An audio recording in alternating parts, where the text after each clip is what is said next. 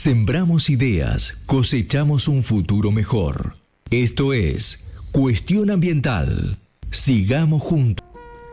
Sí, vamos a empezar por igualdad de género. Entonces, le vamos a presentar a ella, a quien ya entrevistamos y que seguramente mis oyentes, que son muy fieles, te escucharon.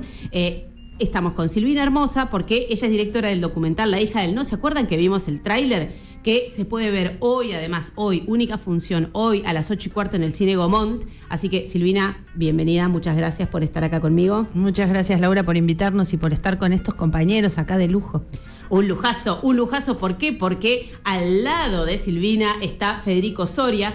Él, en abril, en la provincia de Mendoza, fue preso y es perseguido por luchar contra la mega minería en la provincia. ¿Vieron lo que dije yo recién en el comienzo? Bueno, porque él estuvo y puso el cuerpo en defensa de pueblos originarios y de los parques nacionales, chicos. O sea, imagínense, por eso lo metieron preso, por suerte. Hoy está acá con nosotros. Federico, gracias por venir. Gracias a vos por la convocatoria y un saludo, buenos días a la audiencia.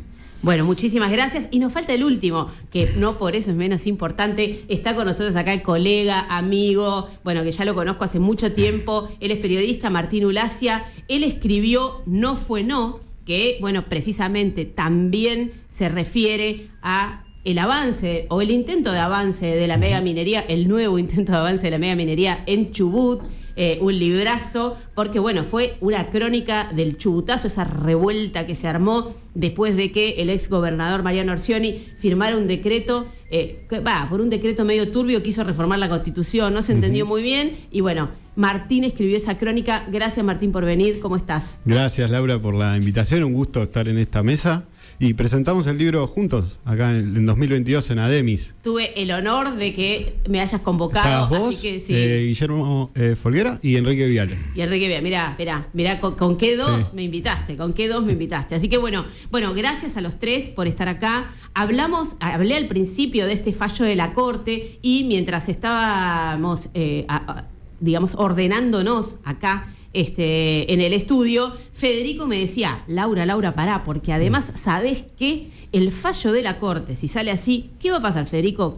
¿Cuál es el gran problema para Argentina? El Estado argentino va a estar obligado a pagar el juicio, las costas de los abogados y, obviamente, quienes hayan interpuesto esas demandas también van a cobrar. O sea que el Estado argentino ya tiene un montón de juicios internacionales en contra y cada vez que, por ejemplo, el Estado argentino le pide dinero al Fondo Monetario o algún tipo de subsidio del Banco Mundial, se le retienen una significativa parte, yo no sé cuánto es, pero es alrededor entre el 3 y el 5% y son montos multimillonarios que el Estado argentino se pierde, digamos, por no cumplir con las leyes.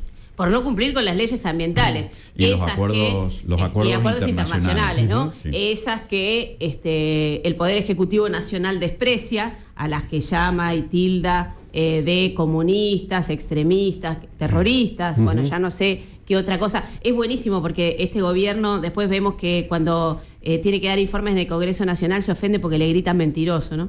Después de todas las cosas que dicen ellos. Cuando se los llaman mentirosos se ofenden y se van.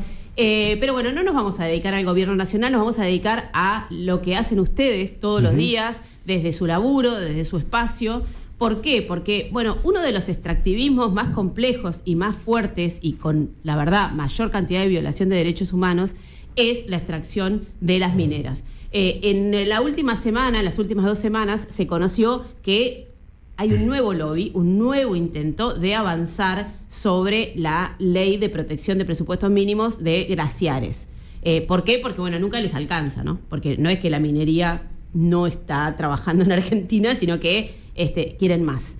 Y bueno, ustedes se dedicaron de diferente manera a contar esta historia con las comunidades. Y bueno, vamos a empezar con Silvina para que retomemos un poco, cómo nació la idea de documentar y transformarlo a la vez en un documental a esta gran historia que el pueblo chubutense protagoniza ya hace más de 20 años, porque esto no arrancó con el chubutazo, que fue muy importante, pero esto arrancó hace más de 20 años atrás. ¿Nos querés contar, Silvina? Sí, me gusta porque la mesa resume, como momentos muy importantes de esta historia, ¿no? Y con la actualidad que trae acá Federico en Mendoza. Bueno, la película relata en el 2002, viene a Esquel una propuesta de un proyecto megaminero que empezaba inmediatamente. En 5 meses ya tenían armada la ceremonia de inauguración de que se cortaba la cinta a 5 kilómetros del ejido municipal de la ciudad, ¿no? Entonces empezaron a hacer algunas charlas y en una de ellas, que se hizo en el auditorio municipal de Esquel, fue la empresa DuPont, que iba a ser la proveedora de cianuro el emprendimiento. Para que ustedes se den una idea, se utilizan para la extracción del mineral 6 toneladas de cianuro por día, ¿no? En solución. Entonces esa cantidad de cianuro iba a requerir un montón de agua y además la montaña iba a explotarse y bueno, con sus consecuentes daños para la ciudad que estaba al lado, ¿no? A 6 kilómetros, imagínate. Así que bueno, ahí estaban ya la comunidad mapuche, había hecho algunas denuncias y estaban alertando de algunos movimientos de exploración minera. Y en el caso de la película, yo relato la historia de 2 profesoras de la Universidad de la Patagonia San Juan Bosco, Marta Saores. Que las tenemos ahí. Sí, las tenemos acá. Sí, que las tenemos ahí. Son 2 profesoras de la Patagonia, Marta Saores, que es mi madre, y Silvia González, que se fueron de esa reunión con muchas preguntas, con mucha preocupación, porque se dieron cuenta que la información que estaban dando tenía muchos espacios sin explicar, ¿no? Como por lo menos. Entonces ahí yo siempre digo, ¿no? Ellas se fueron con preguntas, empezaron a investigar, empezaron a consultar a colegas que estaban en otras latitudes qué era esto de la lixiviación con cianuro, y a partir de ahí hubo una comunidad absolutamente comprometida con dónde quieren vivir, dónde habían elegido vivir y qué pasaba con los bienes comunes, ¿no? Con el agua, con su montaña. Y bueno, ahí siempre decimos, ¿no? Que en Esquel hay un pediatra que es un especialista en toxicología por cuestiones de impacto ambiental minero, un abogado que tiene mucho conocimiento de leyes internacionales sobre lo que es el impacto minero, el impacto social, el quiebre, ¿no? En las sociedades que hacen estos emprendimientos. Y bueno, allí hubo una comunidad muy involucrada que en 5 meses, bueno, fue una cosa, ellos utilizan una palabra como que había una efervescencia, claro. Te dicen, ¿no? Porque era una urgencia, era urgente. Ellos no querían que esto pasara. Cuando se empezaron a enterar más, empezaron a venir especialistas de distintos lugares del país y del mundo a hablar sobre lo que eso significaba en una comunidad.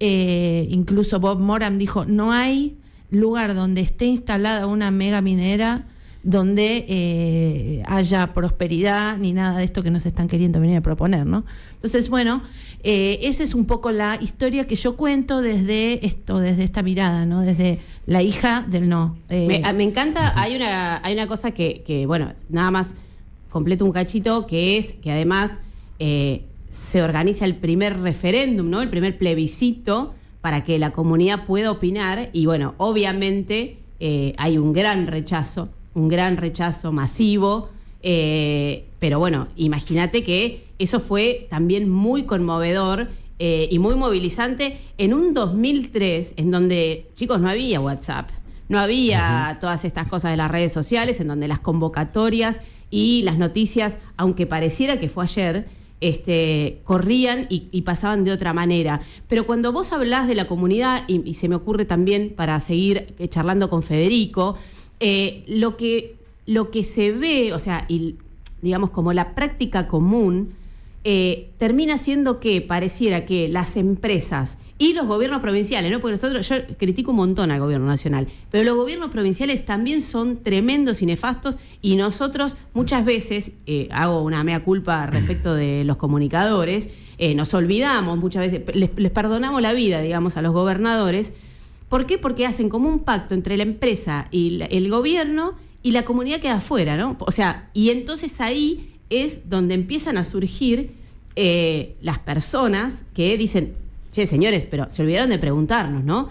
Contanos cómo fue tu caso, Federico. Bueno, nosotros en Uspallata, desde el año 2008, arriba la minera San Jorge, una empresa offshore radicada en paraísos fiscales, inicialmente asentada en Rusia, llega de la mano de la diplomacia de ese país, y cuando se produce la guerra con Ucrania, obviamente se mudan a Suiza.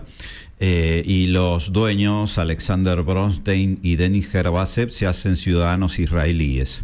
En ese contexto, la empresa, bueno, luego de haber sido, llevamos 17 años rechazando a la minera San Jorge, un hecho consumado que se planteaba como consumado, y bueno, acá estamos, ¿no? Lo que iba a ser un hecho consumado todavía no se puede instalar, pero ahora, a principios de año, relanzaron el proyecto, hicieron un convenio con el grupo Alberdi de Argentina, porque después de los bombardeos rusos en Ucrania, la empresa perdió casi todos sus activos, no tiene solvencia económica, pero a partir de ahí arremetieron con este convenio y, bueno, con una apuesta fuerte, digamos, para imponer el proyecto, que fue rechazado en todas las instancias previas a las que fue sometido: audiencia pública en 2010, legislatura en el 2011, Corte Suprema en el 2015, etcétera, ¿no? Y bueno, y esta arremetida fue bastante feroz. Hicieron un acto en Uspallata el 24 de enero donde trajeron a la patota de la UOCRA, que agredió a los manifestantes que nos oponíamos,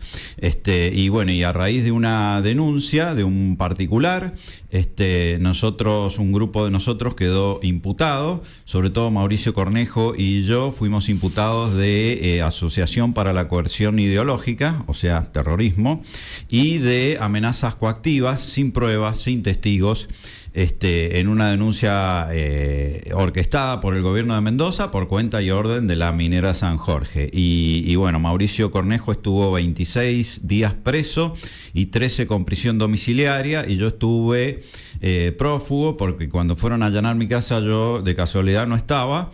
Y bueno, me tuve que presentar cuando me notificaron 35 días después del allanamiento, y ahí quedé preso también. Y bueno, bajo ese contexto se produjeron movilizaciones que terminaron con nuestra liberación. Curiosamente, el delito de equivalente al terrorismo, ¿no? Asociación para la coerción ideológica, es un delito federal que lo estaba juzgando la justicia provincial, con lo cual ahí hubo un conflicto de competencia y nos tuvieron que soltar. El juez federal se declaró incompetente y dijo que no está probado el delito de terrorismo, con lo cual la justicia provincial ahora se tiene que expedir, porque nos tienen que quitar automáticamente la imputación. Nuestros abogados, mis abogados son Marcelo Romano y Alfredo Guevara, excelentes abogados los dos, uno especialista en derechos humanos y otro ambientalista, y bueno, y ellos están trabajando para que quedemos directamente sobreseídos. Sin embargo, siguen presentando testigos, ningún testigo nos puede situar en el lugar, ningún testigo puede asegurar, ni siquiera nos reconocen, y ni siquiera, menos que menos, pueden acreditar que la persona que nos denuncia haya sido amenazada. Así que la causa va camino a caerse, pero bueno, para nosotros y sobre todo para mí las consecuencias fueron nefastas, porque paralelamente y de manera sincrónica y coordinada, la Administración de Parques Nacionales, donde yo trabajaba, me hizo un sumario disciplinario y me terminó despidiéndome injustificadamente, cuestión que también ahora ya está en la justicia, no solo en la justicia, sino también denuncias que vengo haciendo en organismos internacionales como la Comisión Interamericana de Derechos Humanos y la Organización Internacional en contra de la Tortura, para que también se visibilice este conflicto que estamos teniendo en Mendoza, donde el gobierno prácticamente está arremetiendo contra la voluntad popular. Y un detalle, una noticia que está circulando hoy, bastante nueva: el gobierno de Mendoza ha convocado a la audiencia pública para la explotación de la minera San Jorge en un área remota, en una época donde está todo nevado y con bajísimas temperaturas, a 40 kilómetros de Uspallata, ¿no? En una actitud, digamos, obviamente para eludir la intervención del pueblo, que decididamente está en contra, que nunca ha dado ni va a dar licencia social a la megaminería. Bueno, acá cuando escuchamos el testimonio de Federico, que además me parece tremendo, porque bueno, hay perjuicio personal, económico, familiar, ni me quiero imaginar la pesadilla que debe ser estar acusado aparte por un Estado. Bueno, quiero hacer una breve interrupción solamente porque vieron que en Córdoba, ahí en Villa Allende, quieren sacar un quebracho añoso. Bueno, también metieron presa a una periodista, Silvia Majul, también supuestamente por oponerse. O sea, esto de criminalizar la protesta, ¿no? Y generar además que los defensores, que además en general no tienen un estudio de abogados, que tiene que salir a defenderlos, que además son gente del pueblo, de la comunidad conocida, y son absolutamente criminalizados. Esto es lo que me da pie para darle la voz a Martín. ¿Por qué? Porque él en su libro, precisamente, No fue no, que fue en el chubutazo posterior, que lo contaste recién en la presentación, también ahí, ¿no? En ese momento, cuando la comunidad se levanta, se incendian, hay destrozos y desmanes en la legislatura de la provincia del Chubut, en la capital, en Rawson, y en la Casa de Gobierno. Y ahí, inmediatamente otra vez, a criminalizar la protesta a los, obviamente, manifestantes, pero era falso. Sí. Efectivamente, para poner un marco general, ¿saben cuántos proyectos se aprobaron o se presentaron desde que se aprobó el RIGI? Hoy estaba viendo los números. El RIGI que brinda exenciones impositivas, beneficios a los proyectos extractivistas. Se presentaron 14. De esos 14 fueron aprobados 4. De esos 4, uno solo es minero, que queda en Rincón, en Salta, que es de carbonato de litio. Las mineras y los proyectos extractivos están pidiendo más. Están pidiendo mejores condiciones aún, que se levante el cepo, por ejemplo. Pero además de condicionamientos económicos, estos intereses quieren garantías políticas. Exacto. Quieren el disciplinamiento. Federico es un representante de ese hito, que fue el Mendozazo en 2019. Quieren un disciplinamiento de los movimientos de resistencia a la implementación de esos proyectos. En Chubut también.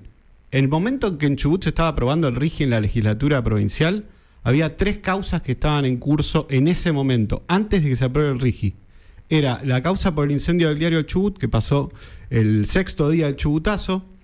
Era la causa contra los vecinos del Chubutazo, al cual uno le dedicó la película que vi la primera vez en el Gomón a Lautaro Martínez, un joven que se quitó la vida producto de la persecución policial y judicial en Rawson. Y están intentando sentar esos precedentes para justamente brindar garantías a los futuros inversores. Es la famosa seguridad jurídica. Y con lo que vos decías al principio, el vínculo entre FMI y proyectos extractivistas o saqueo ambiental es más directo de lo que uno cree. ¿Ustedes tienen dudas de que al momento de renegociar los acuerdos con el FMI lo que se pone sobre la mesa son este tipo de proyectos? Yo creo que al fin no importa si se paga la deuda o no. Lo que funciona como moneda de cambio son este tipo de avances porque el FMI tiene intereses directos, representa a países y a fondos de inversión que están detrás de estos proyectos. Entonces está todo absolutamente vinculado. Y sobre la película de Silvina, la vi, repito, estaba buenísima. A mí yo voy esta noche, encantó. no me spoilees. No voy a spoilear nada, pero es como se dice, la prueba ácida de por qué se ataca con tanta fuerza los fondos públicos de la universidad, de la ciencia y del cine. Para que no salgan películas y documentales como los que hizo Silvina. Claro, porque está buenísimo lo que decís, porque pareciera como que cuando nosotros damos las noticias, o en general cuando se dan las noticias en Argentina, se dan como todas por separado, ¿no? Ahora, están íntimamente unidas, porque cuando vos mencionabas lo del FMI y Federico, que me alertaba cuando yo estaba haciendo la editorial, claro, yo pensaba... Claro, ¿por qué el presidente, por ejemplo, asistió a la cumbre de los océanos en Niza, en Francia, si no le importa nada a los océanos, porque ya sabemos que quieren poner a las ballenas en jaulas y todas esas barbaridades que dicen? ¿Por qué fue? Bueno, porque lo que necesitaba era firmar ese bendito acuerdo sobre minerales críticos. Claro. ¿Cuáles son los minerales críticos para nuestra audiencia? Por la duda que no lo sepan, son, por supuesto, el litio, el cobalto... Todos esos minerales que se necesitan para, por ejemplo, la fabricación de baterías para autos eléctricos, que casualmente están en el sur global, ¿no? Buena parte en Argentina, Chile y Bolivia, pero bueno, también, por ejemplo, en África. El Congo, de las minerías. La historia de la minería de cobalto en el Congo es algo, pero tremendo. Espeluznante. Es Lo que está pasando ahí. pero nosotros ahora lo estamos sintiendo porque, bueno, realmente, digamos, la persecución no es que es nueva, por supuesto que tampoco vamos a echarle la culpa toda a este nuevo gobierno, porque todas estas cosas que pasaron antes también. Pero bueno, lo que sí se siente es como una mayor desprotección, ¿no? Vos, Silvina, ¿cómo estás, por ejemplo? O sea, están proyectando la película, ¿y cómo está yendo eso? Mira, antes digo una cosita, ¿no? Ya en el 2002, en Estados Unidos, en el estado de Montana, estaba prohibida la lixiviación con cianuro. Entonces, digo, ¿no? Quieren venir a hacer una expoliación a los lugares remotos de total... que quede ahí el veneno, ¿no? Y bueno, la película está teniendo una muy buena recepción, la llevamos al Chubut, estuvimos ahí haciendo una linda gira por la comarca. A mí me interesaba mucho que los primeros que vean esa película sean sus propios protagonistas, porque si hablamos de extractivismo tampoco estaba bueno hacer un extractivismo cultural. Entonces allí empezó el mismo día de la dignidad del pueblo Esquel, el 23 de marzo, cuando se votó el plebiscito que vos comentabas, se vio esta película por primera vez y la verdad que tuvo muy buena recepción. Yo tenía algunos nervios porque, bueno, ¿no? Contar una historia que además es tan propia con su gente, y bueno, de ahí nos fuimos a la comarca, después estuvimos en la costa, en Comodoro Rivadavia y en Sarmiento, donde vos sabés que ya hoy en Sarmiento, donde había 2 lagos, hay uno solo, Sí. ¿no? Entonces como que es como vos decís, cuando uno ve las noticias por separado, el tema es hacer esta unión, ¿no? Esto de decir, bueno, el extractivismo en el sur ya hace que un lago ya no esté, y todavía no llegaron las mineras, en algunos casos, ¿no? No en todos los casos. ¿Qué pasa con la universidad pública? ¿Por qué ayer estuvimos todos vinculados a lo que fue defender la universidad pública? Porque la universidad pública pondera que los pueblos puedan pensar, puedan preguntarse. Es que esto que hicieron estas 2 docentes, y que después hizo todo el pueblo de Esquel y de la comarca, porque este plebiscito también se generó en la comarca, por más que fuera no vinculante, estas preguntas, ¿no? En Comodoro Rivadavia nos invitó la Cátedra de Derechos Humanos, que está funcionando en la universidad pública, ¿no? Entonces, como, bueno, esto, la problematización de esos espacios, y como decía Martín, que escribió una muy buena nota, gracias, de la película, donde hace este vínculo, ¿no? La educación, y qué pasa, ¿no? No quieren a la gente que esté educada, que pueda preguntarse, que pueda investigar y que pueda decir que no hay licencia social, como muy vienen diciendo acá los compañeros de Mendoza, ¿no? Sí, bueno, absolutamente. Yo me acuerdo, sigo el tema también hace muchos años, y recuerdo, antes del Chubutazo, el rol central que tuvo la Universidad Nacional de la Patagonia con el informe respecto del reservorio, que significaba el reservorio en la meseta. Y hago el paralelismo también con nosotros Mendoza. También con la Universidad de Cuyo hubo un informe bastante lapidario en el primer procedimiento de impacto ambiental que, daba por tierra. Y el informe actual también echa por tierra todos los planteos técnicos de la empresa. Recordando además que el informe actual es peor que la versión que ya fue rechazada en la audiencia pública y en la legislatura, y ahora están arremetiendo para aprobarlo, ¿no? Y la empresa lo contesta así con vaguedades, diciendo que se ajustan a todos los estándares técnicos internacionales, etcétera, incumpliendo además la ley 7722, que no solo prohíbe el uso de sustancias tóxicas en la minería, sino que también dice, entre otras tantas cosas, que para desechar las opiniones en contra hay que plantearlo técnicamente, y eso no lo está cumpliendo la empresa. Nosotros además tenemos un proyecto alternativo, que es la creación de un área natural protegida en base a la ley 6045 de Mendoza, que también prohíbe la actividad minera y petrolera en las áreas bajo su jurisdicción, y lo hemos presentado como asamblea en el 2009.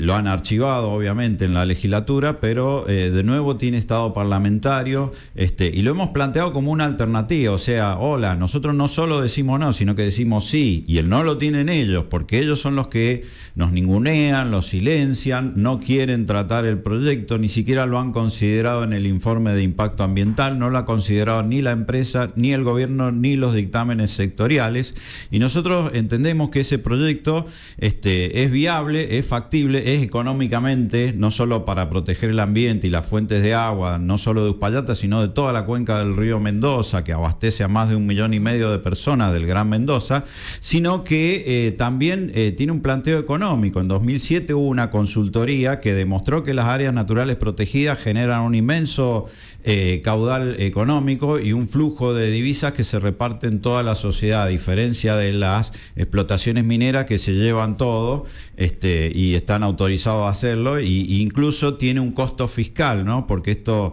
que decías recién, el Fondo Monetario Internacional está atrás de esto, sí, porque el costo fiscal que tiene el extractivismo con los subsidios y con todas las exenciones impositivas es tan importante que genera, además, el fracking, por ejemplo, ha generado el 40% de la deuda externa que tiene la Argentina solo para subvencionar a las empresas, ¿no? Entonces, ¿eso qué es? Tarifazos, inflación, desempleo, o sea, todo lo contrario de lo que prometen progreso y empleo. Exacto. Pero la megaminería es el sector de la economía, la minería que incluye petróleo, todo, la construcción también, ¿no? Es el sector de la economía que menos empleo genera y que más inversión requiere para generar empleo. Entonces, por eso nos oponemos nosotros y hacemos este planteo alternativo, y yo entiendo también que por eso nos quieren meter presos, nos quieren silenciar, nos persiguen, etcétera, nos dejan sin trabajo, porque todo esto con esta alternativa que hemos planteado nosotros del área protegida se les cae directamente el negocio, como ya ocurrió en el departamento de San Carlos, donde en el 2003 hubieron 3 proyectos mineros que se quisieron instalar allí en la cordillera, en la Laguna del Diamante, y la Asamblea, junto con otras organizaciones, reclamó y logró la creación del área protegida Laguna del Diamante, y desde ese entonces se acabó la megaminería o el proyecto megaminero en San Carlos, y es lo mismo que estamos reclamando en Uspallata. Planteando ahora. Bueno, es tremendo, es interesantísimo todo lo que cuentan. La única cosa es que me tengo que ir a la pausa y... ¿Quién va a anunciar la pausa? Sime, que volvió y me aquí estamos. Aquí estamos. ¿Cómo están? Bueno, estábamos escuchando muy atentamente, pero bueno, les recuerdo también que pueden enviar sus mensajes a través del WhatsApp. Estamos aquí atentos, por supuesto, y luego de la pausa tenemos que agradecer un montón de mensajes que fueron llegando, así que ya volvemos. El cambio está en marcha y las buenas noticias también. Seguimos en Cuestión Ambiental. Bueno, agradecemos los mensajes que fueron llegando al 11 78 56 1075. Todos atentos, por supuesto, porque el tema de hoy es muy, muy interesante. Mabel de Paternal dice: Laura, buen día. Estoy escuchando a tus invitados y me doy cuenta que en Buenos Aires vivimos en un tupper. ¿Qué podemos hacer nosotros desde acá? ¿Cómo podemos ayudar? Esto nos dice Nacho de San Telmo. Bueno, Nacho, hoy primero tenés que ir al Gomont, 8:15, la hija del no, ahí vamos a estar todos, así que, y de paso nos saludamos. Y bueno, ¿qué se puede hacer? Nada, estar atentos, tenemos que estar atentos. Nosotros, una de las herramientas fundamentales, lo digo siempre, es el voto. Nosotros tenemos que aprender también a reclamarle a las autoridades locales. Tenemos que saber, porque digo, no pensemos que en Buenos Aires no pasa nada, ¿no? Porque bueno, en Buenos Aires el extractivismo, el peor extractivismo que tiene la ciudad de Buenos Aires es el desarrollo inmobiliario, ¿no?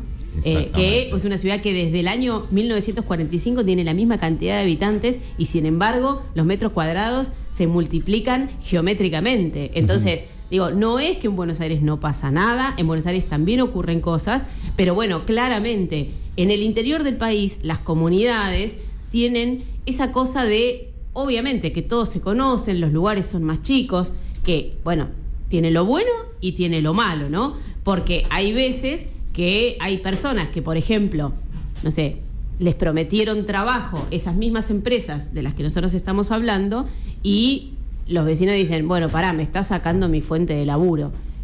¿A vos, Silvina, te pasó algo así? ¿Les pasó en Esquel que haya gente que, por ejemplo, dijera, bueno, pero ¿por qué no nos dejan desarrollar? Mira, en aquel momento hubo una batalla cultural muy importante porque como la minera tenía mucho interés en desembarcar inmediatamente, cuando se logró que iba a haber un plebiscito, bueno, hubo claramente una batalla, yo digo una batalla cultural, ¿no? Porque era, bueno, yo puedo tener trabajo y la gente que había investigado le decía, no, pero el trabajo no va a ser así. En Esquel y en la zona hay antecedentes que tienen que ver con la construcción de la represa hidroeléctrica Futaleufú. Entonces había mucho de la gente que ya conocía eso. La memoria, ¿no? De La la memoria. memoria colectiva. Entonces, siempre se dice que cuando se terminó la represa, a la salida de Esquel había un cartel que alguien había puesto con aerosol, el último que apague la luz. Porque sí, bueno, evidentemente cuando se estuvo construyendo eso, hubo algún movimiento, pero después no quedó nada, ¿no? Absolutamente. Más allá del impacto ambiental, digamos. Exacto. Antes de volver que tenemos más mensajes, quiero solamente contarle a la audiencia, por las dudas, que en los años 70 se construyó la represa Futaleufú sobre el Río Grande, en la cordillera, para exclusivamente, esa represa exclusivamente le da energía a la empresa Aluar a 800 kilómetros de Esquel, y cruza la provincia de oeste a este para que la fábrica de aluminio no pare, ¿no? Así que tengamos en cuenta eso, ¿no? O sea, un Mirá. ecocidio solo para eso. Hay otro Una pequeña ejemplo. acotación Sí. respecto al trabajo. Cientos de pueblos fantasmas a lo largo y ancho de toda la cordillera demuestran que las promesas de trabajo, las pocas promesas de pocos puestos, son una ilusión, ¿no? Lo que queda es eso, y en Mendoza tenemos el caso de la minera Vale, que contrató a 6.000 personas y en cuestión de meses no le convino a la empresa, se fue y dejó un tendal de despidos, de deudas, etcétera, etcétera. Así que eso es totalmente Vale, falso. que además es una empresa brasileña. Y que tiene una gran historia, no solo de eventos contaminantes, sino además de este tipo de historias. Antes de Martín, escuchamos a los oyentes que nos dicen. Por supuesto. Dice, hola, ¿cómo están? Quiero decirles que los admiro por poner el cuerpo y por defender a nuestra patria. Dice, no entiendo cómo lo importante para los medios es Yuyito, Fátima o cualquier pedorro, dice. Gracias a ustedes, buen programa, Mica de 11. Escuché que hoy están con un documental en el Gomón. Por favor, repitan la hora y el nombre porque quiero ir. Bueno, La hija del no, 8:15 en el Cine Gomón, única función. Así que tienen que ir hoy. Llenemos el Gomón. Rosa de Jujuy. Sobre Sí. lo mediático. Perdón. Sí, adelante. Sobre lo mediático, fíjate lo paradójico, porque durante el chubutazo, yo no sé si pasó lo mismo en Mendoza, la gente se podía informar más por los medios de Buenos Aires que en Chubut, por el bloqueo mediático que había. Es decir, no se conocía lo que estaba pasando, se invisibilizaba la represión y lo que pasaba por el enorme lobby que ejercen Bueno, es estos que es sectores muy sobre los difícil. medios. Vos, Claro, vos como periodista, yo no quiero hacer corporativismo, pero realmente, o sea, trabajar, y vos estuviste trabajando en Comodoro Rivadavia hasta hace poco tiempo, hasta hace unos meses, vos sabés, es muy difícil trabajar en las provincias porque, bueno, también obviamente los medios son más atomizados, dependen mucho de la pauta oficial, y además hay que decir una cosa también. En las provincias, todavía en el interior, la gente se informa por los diarios, la gente sigue comprando los diarios. O sea, para nosotros acá, que no sé, ya incluso hasta los diarios más tradicionales, ni siquiera ya los encontramos en los cafés, en el interior eso sigue y la gente es muy fiel a esos medios de comunicación. Sí, las últimas encuestas dan a entender que el consumo informativo sigue pasando en gran medida por los grandes medios. Esta supuesta democratización de la era digital no es tal, porque también tienen, digamos, intereses en ese aspecto. Sobre lo que decías de laburar en ciudades como estas o en provincias, el libro, yo siempre lo digo, en parte lo pude hacer por el laburo de muchos periodistas que tenían que pelearla en su lugar de trabajo en medios tradicionales y la importancia de los medios alternativos. FM Namuncurá, Radio Sudaca en Trelew, Tu Ciudad. Esos medios cumplen un rol muy importante para contar lo que está pasando. Y las redes, ¿no? También al día de hoy hay redes, pero no me refiero a las redes sociales solamente, sino a las redes como tiene que ver con las asambleas en todo el país que están vinculadas a través de redes de comunicación y se pasa la información. Y bueno, y también están un poco al tanto, ¿no? Hay... por ejemplo, páginas web donde la gente de Esquel se ocupó hace más de 20 años de sistematizar esta información, que es www.noalamina.org, donde podés ir ahí y buscar un poco desde el punto de vista que te interese, porque hay desde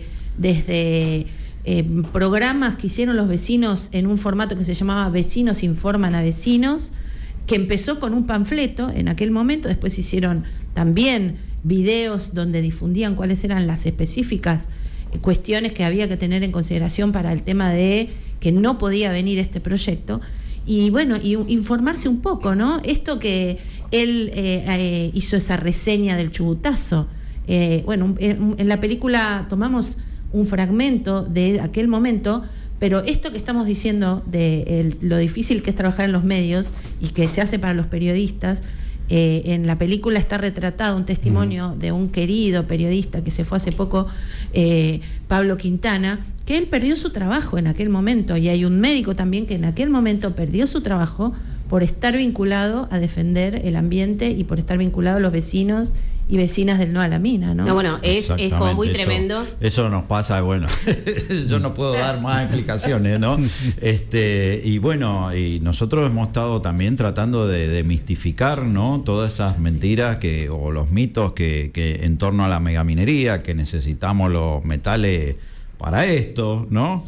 Y es falso, las empresas no vienen para que nosotros tengamos esto, porque esto además nos cuesta bastante caro y nos cuesta más caro. Esto que dice Federico es un celular, ¿no? Porque bueno, además es el ataque, ¿no? Porque sí. Muchas veces, por ejemplo, si nosotros usamos nuestras redes sociales, pero tiene un celular. Claro, supuestamente somos tecnófobos y nada que ver con la cantidad de metales que se desechan y con los que hay acumulado en las bóvedas de los bancos del primer mundo y con lo que se utiliza para la industria bélica. Hay suficientes metales para que nosotros cubramos todas nuestras necesidades durante más de 500 años de historia de la humanidad, sin poner en tela de juicio los niveles de consumo que estamos teniendo en este momento. Las empresas lo quieren para esos usos suntuarios, bélicos, para acumulación financiera, etcétera, que no nos van a decir, porque además no están obligadas a certificar el destino de los metales. Ellos nos dicen, necesitamos para la transición energética. Bueno, el 80% del negocio de la megaminería es la extracción del oro. Y el oro se usa para acumulación financiera. ¿Ustedes saben cuánto oro se llevaron de la Argentina en los últimos 25 años? 16 veces las reservas que tenemos en las bóvedas del Banco Central. Y esa cifra, que es alrededor de 1.100 toneladas, es equivalente a las reservas con las que hoy cuenta Suiza. ¿Y saben cuál es el destino, el mayor destino de las exportaciones de oro de Argentina? Suiza. Los argentinos, con nuestro esfuerzo, con nuestras exenciones impositivas, con nuestro endeudamiento y con nuestra inflación, hemos contribuido a que Suiza tenga esa enorme, astronómica cantidad de reservas de oro. Así que prácticamente lo del saqueo está explicado con una simple investigación que está además en la página web de la Secretaría de Minería de la Nación. Bueno, así claro, Federico, nosotros igual estamos súper bien, marche preso, o sea, usted no sé qué quiere seguir acotando. Quiero solamente, antes de Martín, escuchar los mensajes, porque nos queda re poco tiempo de programa y quiero terminar el programa con una pregunta para los tres. Ahí está. Bueno, Rosa de Jujuy también, agradecemos tu mensaje. De Jujuy está viviendo en Capital. Bueno. Atención, dice, la minería contamina nuestros ríos y destruye nuestros ecosistemas. ¿Es este el progreso que queremos? Carlos también, que está escuchando acerca de Mendoza, dice, la minería a cielo abierto es un desastre ambiental. ¿Quién se beneficia realmente de esta actividad? María de Villa Pueyrredón dice, los pueblos originarios tienen derecho a decidir sobre su territorio. ¿Por qué se ignora su voz en la minería? Rosana de Recoleta dice, la minería no es sostenible, ¿qué futuro queremos para nuestras próximas generaciones? Y Soraya, que dice, te sigo desde Radio Cultura, muy buenos invitados, Laurita, la contaminación por minería es un problema de salud pública. ¿Qué medidas se están tomando para proteger a nuestras comunidades? Bueno, interesantísimo. Gracias a nuestra audiencia, porque la verdad es que gracias por estar ahí, por escucharnos, por estar tan atentos. No voy a decir porque estén de acuerdo con nosotros, porque bueno, pero bueno, también Seco están de acuerdo. Pero bueno, como les decía, y tenemos que ir cerrando, lamentablemente, hoy deberíamos haber hecho un programa especial. Ya me voy a quejar con mi productora, le voy a decir 2 horas. Le faltó una hora, ¿no? 2 horas, Patricia González, necesitábamos hoy para este programa. No, pero les quería decir y les quería preguntar, porque una de las cuestiones que nos dicen y de las que acusan a la gente que, por ejemplo, defiende estas cuestiones o que simplemente hace preguntas o hace reclamos es, bueno, somos antifuturo, ¿no? Antidesarrollo, tecnófobos, como decía recién Federico. Ahora, no es así. O sea, no es que nosotros decimos, no, minería no, y vivamos las cavernas de vuelta, no consumimos más, no estamos diciendo eso, ¿no? Estigmatización se llama eso. Exactamente, porque entonces de ese modo directamente descalifican cualquier opinión e impiden esto, ¿no? Que la pandemia nos quitó, ¿no? Esto de volver a juntarnos, ¿no? Volver a vernos, a estar... El vínculo. Sí, yo siempre digo con esto de la transición energética, ¿no? Y esto del futuro y el presente. Primero, hay algo de la cosmovisión mapuche y de los pueblos originarios que tiene que ver con que nosotros no podemos disponer así de nuestros bienes comunes, porque justamente le estamos quitando a nuestras generaciones venideras ese beneficio de tener agua, poder vivir sin contaminación, etcétera, ¿no? Pero además, a 50 kilómetros de la ciudad de Esquel, una comunidad mapuche no tiene electricidad, ¿no? Entonces, ¿de qué transición energética nos están hablando? Porque no veo a nadie en Esquel ni en la Patagonia que pueda tener un Vespa, ¿no? Sí, La verdadera transición energética no es lo que están planteando. La energía no solo debe ya Tesla demostró que la energía puede ser libre y gratuita. Tesla el bueno. Tesla el bueno, claro. Hace más de 150 años, ¿no? La transición energética, no solo el modo de generación, transporte y distribución, sino que la energía se tiene que descorporativizar inmediatamente. La energía es poder. La energía es poder. Exactamente. Tener la energía es poder. Esperate, Fede, que Martín quería hablar desde hoy y no le estamos dando la palabra. Hay muchas cosas realmente. Sí, hay pero muchas cosas. Yo quería decir dos cosas. Lo más llevado al extremo, lo que vos planteás. En el libro aparece mucho el discurso megaminero y la construcción de determinados sujetos simbólicos, que es el de, Federico lo dijo y no lo quería dejar pasar, la figura de terrorismo. Eso es muy grave, porque se está avanzando en causas como las de él, que hay que rechazar de plano, o contra comunidades originarias también, con ese tipo de figuras legales.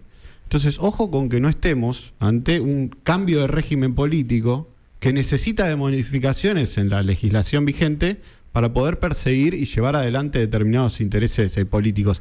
Antes del Chubutazo, el diario El Chubut, en sus editoriales hablaba de ecoterroristas.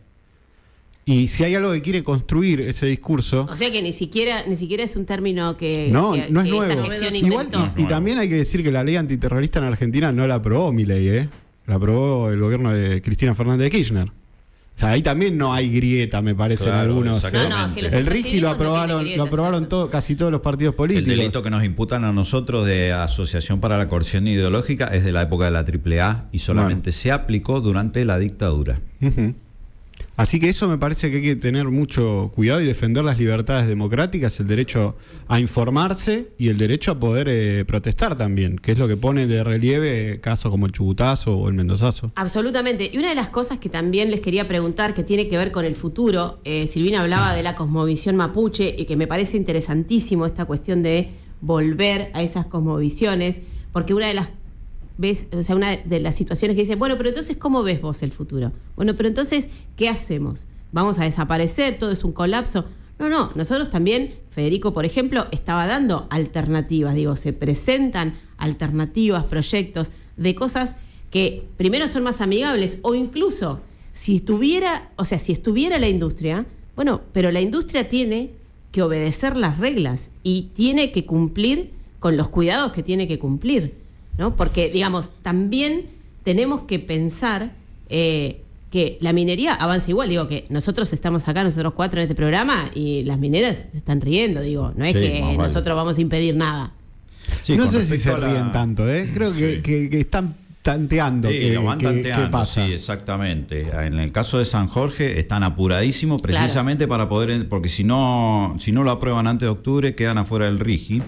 Y bueno, y con respecto a la contaminación, nosotros hemos tenido últimamente, en este año, solamente varios casos de contaminación con efluentes cloacales que se desparraman por las áreas cultivadas, contaminación petrolera que también está afectando la zona de Lunlunta, Barranca, etcétera, contaminación con mercurio en cauces de riego, y todo eso está sucediendo en las narices de los funcionarios públicos, porque es el entorno del Gran Mendoza, pero además el gobierno de Mendoza, en vez de sancionar a los que contaminan, las grandes empresas como YPF, etcétera, el gobierno de Mendoza persigue a los que denuncian esos hechos de contaminación. Así que imaginémonos lo que puede llegar a pasar, esos estrictos controles que andan diciendo, en una explotación minera que se ubica en un área remota, dentro de una propiedad privada, donde el acceso es restringido y donde la empresa va a manejar en conjunto con el gobierno toda la información a gusto y piacere. Nosotros ya hemos demostrado que ese proyecto es peor y que realmente va a contaminar los acuíferos y las cabeceras de cuenca del río Mendoza, ¿no? Yo recuerdo cuando me tocó cubrir el derrame de agua cianurada en Veladero, que hizo la Barrick Gold, que de paso les digo, la semana pasada hablé con el juzgado federal para ver cómo estaba la causa, porque esa causa pasó al juzgado de Servine de Cubría y no pasó nada con nadie, ¿no? Yo me acuerdo cuando hay un solo procesado, ¿sabéis quién es? Ricardo Villalba, exdirector del Yanigla. Exacto, es el único. El científico es el único procesado. Es el único procesado además, porque no tiene atrás toda la banca del gobierno y de las corporaciones. Exacto, es el único procesado en esa causa, porque además los demás todavía tienen, los fueros de funcionario, entonces el gobierno no puede y la minera tampoco. Pero me acuerdo en ese momento y cuando me decían, bueno, Laura, pero en Iglesia, porque se llama Iglesia, la comunidad que está bajo las aguas ahí del río, decían, viven 30 personas, Laura, como diciéndome. Entonces vos decís, ¿cuál es la dimensión? No se dimensiona, ¿no? Yo quiero decirte algo con respecto al tiempo, que es algo que a mí me está preocupando mucho, ¿no? Esto del futuro, el pasado, el presente. Hace poquito tiempo llegó una amiga que se fue a India a pasear y le digo, ¿cómo te fue? Me dice, vengo del futuro. Y yo dije, ¡buah! Genial. Me dice, el futuro es que el 2% de la población tiene acceso a agua potable. El resto va viendo cómo consigue el agua. Agua segura. Agua segura, agua potable, exacto, ¿no? Esto, ¿no? En este momento pasa eso, en otro lugar del planeta. Entonces, vamos viendo lo del tiempo, ¿no? Porque también el futuro también está acotado. ¿Qué futuro queremos? El presente exacto. de otros países de hoy, ¿no? Exacto, bueno, absolutamente. ¿Por qué? Porque además estamos hablando precisamente de ese recurso, porque cuando nosotros estamos hablando acá de estas explotaciones, bueno, Mendoza, chicos, Mendoza depende del deshielo del agua. Del agua que baja de la cordillera, y la minera se ubica en el río mejor aprovechado del país y del mundo, porque con un módulo de 33 metros cúbicos por segundo se abastece a 1,5 millones de personas, se riegan 250.000 hectáreas de cultivo y motoriza a la cuarta economía regional del país con más de 9.000 industrias. Así que imaginémonos el impacto, no solo es para Uspallata, sino todo lo que está aguas abajo de Mendoza. Yo quería destacar con respecto a los pueblos originarios. En Uspallata tenemos 2 comunidades y va a ser un hecho inédito debido a la presión que se ejerció, porque están reconocidas una de las comunidades, Guaitamari. Es la primera vez que se va a hacer la consulta libre, previa e informada. El 27 de julio se va a hacer en la comunidad Huarpe Guaitamari de Uspallata, así que va a ser un hecho inédito, y ahí también se va a fijar postura, a pesar de que el gobierno viene arremetiendo.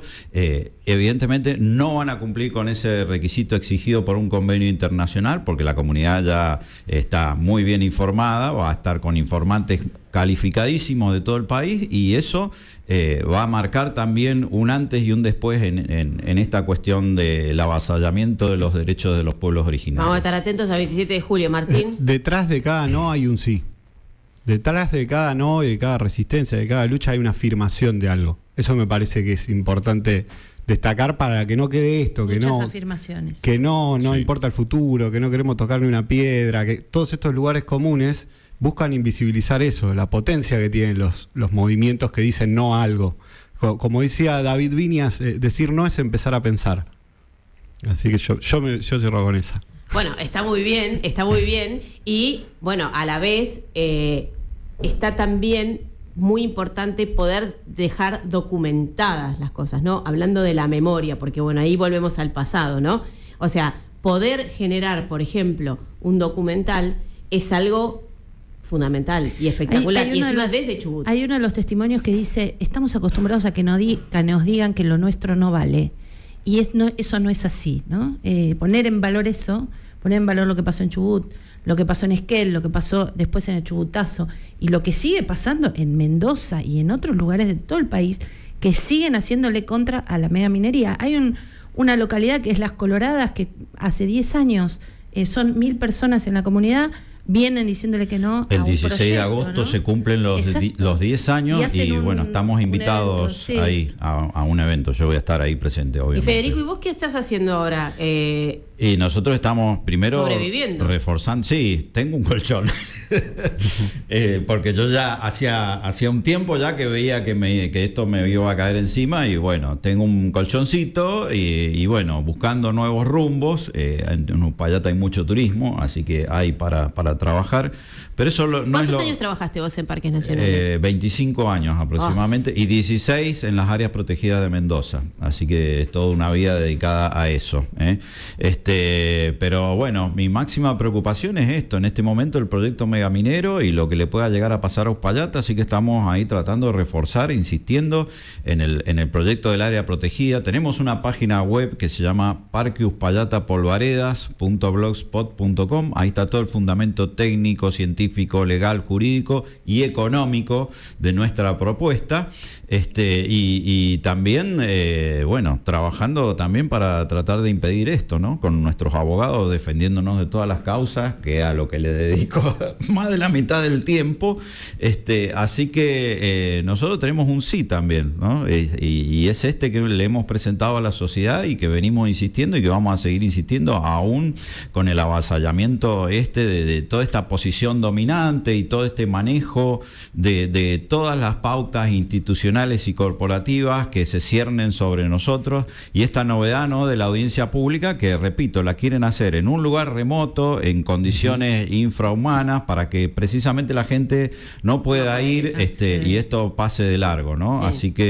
Así que nada, alertando y bueno, y visitando y visibilizando esto, visibilizarlo también en la ciudad de Mendoza, en la capital federal, porque esto lamentablemente los algoritmos nos han encriptado y tenemos que hacerlo trascender de alguna manera.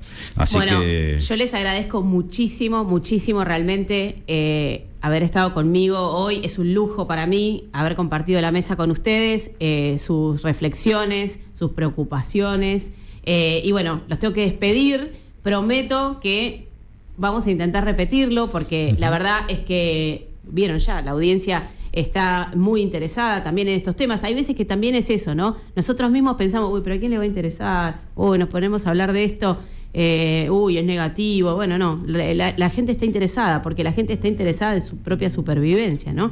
Así que bueno, les agradezco mucho a la audiencia, nos despedimos, les recuerdo, estuvimos con Silvina Hermosa, ella es directora del documental La hija del no, se puede ver hoy, 8:15 de la noche en el Cine Gomont, nos vemos todos ahí, todos al Gomont. Martín Ulacia, querido amigo, colega, docente, publicó el libro No fue no, una crónica del Chubutazo, gracias también por estar. Y bueno, Federico Soria, ahí lo escuchamos un montón. Él es bueno, un trabajador, laburante de Parques Nacionales, experto, defensor ambiental, que bueno, todavía sobre sus hombros tiene una causa generada por el gobierno. Así que me despido.